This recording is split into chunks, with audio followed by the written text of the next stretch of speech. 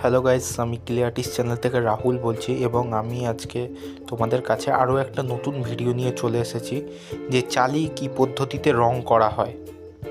তো তোমরা এখানে দেখতে পাচ্ছ চালির যেই সরু বিটটা আছে সেখানে ব্রাউন কালার করা হচ্ছে এবং পেছনে যেই বৃত্তটা আছে সেখানে কিন্তু অ্যাশ কালার করা হচ্ছে। তো এই অ্যাশ কালারের ওপর থেকে কিন্তু কালো দিয়ে শেড দেওয়া হবে।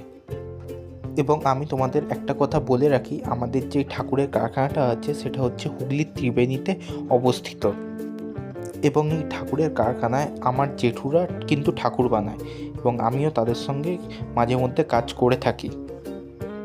তো তোমরা এখানে দেখতে পাচ্ছ চালির ওপরে কিন্তু কালো দিয়ে দাগ দেওয়া হচ্ছে। তো এই দাগ দেওয়ার কারণ হচ্ছে গিয়ে চালিটা কিন্তু মার্বেলের মতন করা হবে, মার্বেল পাথর যেরকম হয় সেরকম কিন্তু এই চালিটাকেও করা হবে। তো আশা করি ভিডিওটা তোমাদের সবার ভালো লাগছে। তো ভিডিওটা লাস্ট অবধি দেখো।